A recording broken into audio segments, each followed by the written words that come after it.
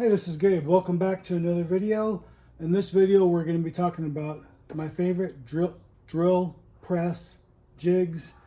If you followed my channel, you've seen this in my videos, and I'll link a description or video in the description. If you haven't seen this, if you're new to this, this is my segmenting drill press jig. And it does segments in two different sizes using two different hole saws. This is a 29 millimeter and this is 2 inches. And this I've gotten a lot of wear out of, as you can see by all the holes cut in here. And this is a really cool jig. It's got a handle cut out here on the side for this. It clamps in the back here, and you need a wedge to lock those pieces in shape. So without actually going into how this works, I'm just going to leave a link in the description because I don't want to make this a super long video, and I just want to keep it as simple as possible. So one of the other things that I've talked about in my videos is I use rare earth magnets, and you can see that works really good for holding that right there on the side. And on the sides of my drill press, I also use these just like this to hold these so that they're always easy to get to on the sides. Actually, on the other side is where I keep it, but you get the basic idea where that is on the side and how that works. And that makes it really simple and convenient. I don't have to go into a drawer and look for anything. And these are just 1/2 inch rare earth magnets. And when I bought these, they were about $1 a piece. I don't know what the cost is now, but I got those at Rockler, and they were in 10 packs or packs of 10. So anyway, those have come in handy for just about everything in my shop. So in addition to just regular drilling on the drill press, I've also used this for a long time as a drum sander, and this comes in really great. And you can get these at Harbor Freight or Rockler or from almost any place online, Amazon and whatnot. This is just a regular drum sander. This one is the exact same thing, but this one has a profile bit on the bottom, so you can trace things, and this works out really cool. If you stack 2 pieces of material, one of them you want to trace, you can do that with that, and it works just like a pilot bearing bit on a router. Again, I got these at Rockler, and these come in really handy on the drill press.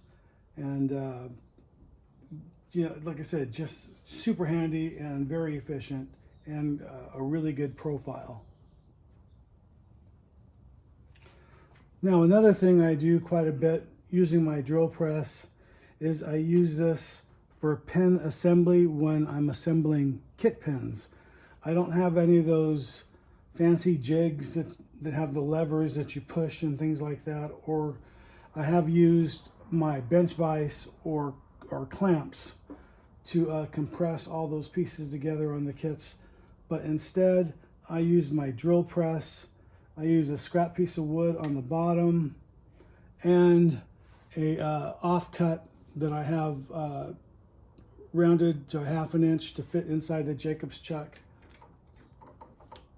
That fits in there like that. You get the basic idea. Instant arbor press. Like I've said before in a lot of my videos, I try and buy tools that I can get more than one use out of. So for me, the drill press, you know, I can get so many different functions out of besides just drilling, when in all actuality, I actually do most of my drilling on the lathe, because most of the drilling I do is actually for pens. So, and I prefer using the lathe for that. But anyway, this is my actually most favorite go-to thing for the drill press, and it doesn't use any electricity. and I just keep that right on top, out of the way, and it's always there when I need it. You know, when it comes to dust collection and organization and things like that, I haven't really done much of anything for that over here, just because I never really wanted to sit down and actually make something. So I'm pretty simple. I use a pie plate, have a little magnet in there, and keep that right there on the underside, and that catches 90% of my debris. If I had a larger pie plate or a box I could put underneath here on the bottom, that would catch a lot of my dust. So I've seen a lot of fancy things online that people have made, all great designs, but I like keeping certain things as simple as possible. And since I like pie, why not? This works really good. One of my other favorite jigs for my drill press is this X and Y access milling jig.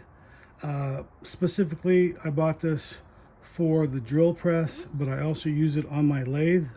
And this is made for the drill press to turn this into a mill. Now, I know there's a lot of comments that I'll probably get from this saying because the Jacob's chuck isn't designed for milling because of the lateral stress. And I also agree with that, but I only use this for woods, acrylics, and brass, soft metals, no hard metals. So I'm not really putting that much stress on the Jacob's chuck, so I'm not really worried about that. And I use a selection of 5 different bits here, milling bits, and mainly when I'm using wood, I'm using a 1/8 inch router bit. So this comes in very handy. I bought this on Amazon for around $90 or something like that. Comes in very handy. I think it's made by Shopfox, and really heavy duty, very smooth and accurate. Unlike the first one that I bought for $30 on Amazon, which I thought was going to be really good and worked pretty good for a few passes, and then it started getting a lot of slop into it. So this one works a lot better. Well worth using on a benchtop drill press for small applications. If you need a real mill, then I would suggest buying a real mill. But this is a good option for occasional use. This back in late or December 28th, 2003, so quite a while. And this, if it looks confusing, this is my my sanding jig, horizontal drum sanding jig. And this right here hooks on here. So this is basically a stop. Like on the other part of those other jigs, this cutout right here is for the handle. It's got 2 different layers. The lower layer is for the sanding belt, so that I'm not sanding on the very bottom of the belt here. This piece of 2x4 is just screwed in from the bottom, and a piece of Teflon as a wheel right here that I turn down on the lathe. Nothing fancy. This obviously doesn't need much explanation, for the shop vac to attach to. So what drives that is this sanding drum, and I put this little lid right here I screwed in on the bottom. This is the drive wheel for a belt sander. And let me show you how that hooks up. So I'm gonna, once this is installed, slide that in.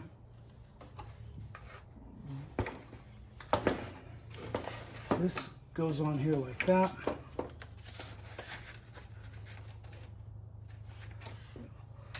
Adjust the height.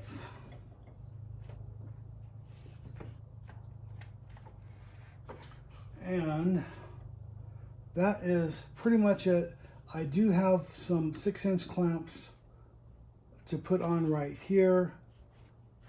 So I'm using these 6-inch clamps that I got from Rockler.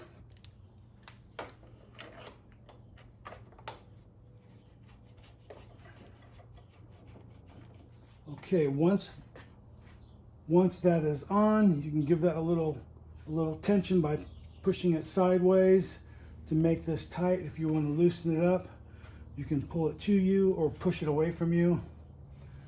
And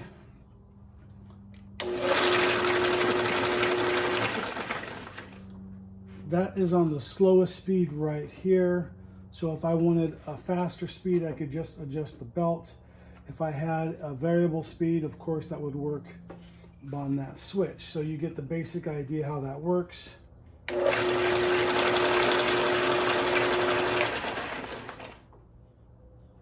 And this jig has saved me quite a bit of money.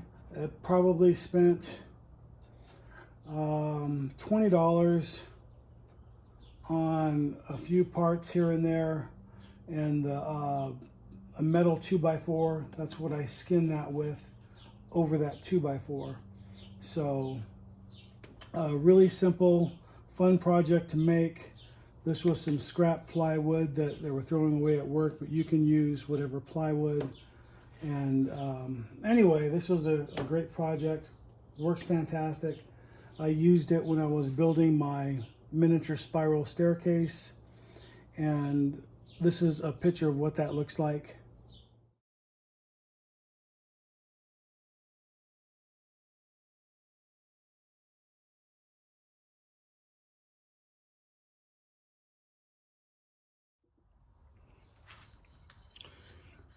So when I made this spiral staircase, I needed to make a series of 13 of these for, each stair. And the bottom, as you can see, that is also dovetailed in, and multiple laminates. And you get the idea. If you've ever been to Sam Malouf's house in Altaloma, this is based on his spiral staircase. It's about a 1/12 scale. And he really liked it. So that was really cool. He showed it to the guys in the shop. Unfortunately, I never thought about him taking a picture of him holding it. But, that was just the way it was. And I didn't have a camera with me when I showed it to him. And this was long before the days of smartphones. So the reason for this jig was for this right here. So I needed to be able to sand the bottom, get that contour. After I cut this out on the benchtop bandsaw with a 1/8 inch blade, I was able to get that contour in there like that. So I ended up making 15 of these altogether, even though 13 were used. One was for templating here so that I could see what the finished product would look like, and then I worked from there. And then this was the original one that I used to template everything out off of. So if I ever decide to make one again, I still have my jigs for it, and that'll come in very handy. Now, in the actual spire of the staircase, that is what this jig is for.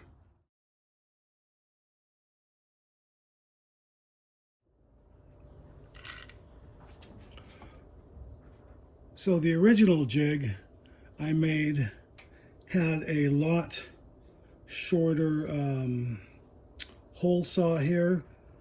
The original one that I bought, I think it was a Vermont American brand, and it didn't last very long. It lasted long enough for me to make the spiral staircase.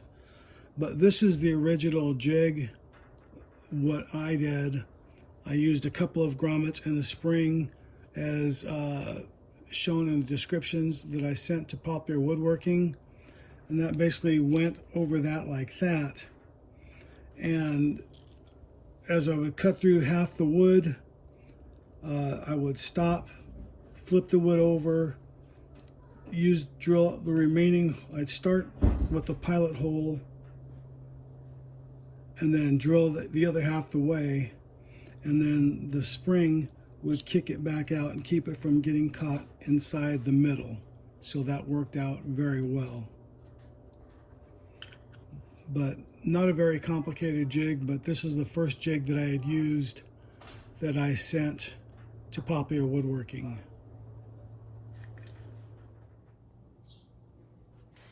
So I don't really have a lot of jigs other than those basic ones that I've used on my drill press, because like I said, a majority of all the stuff that I do on my lathe that I can't do here. So that's it for this video. I hope you liked it. If you liked it, give us a thumbs up. And thank you for watching. And if you're not subscribed, please consider subscribing. It would help out a lot. Have a good day. Hey, this is Gabriel Castro. Thanks for watching my YouTube channel. You can click on the link right here and subscribe. You can watch a video series right here or the latest video right here.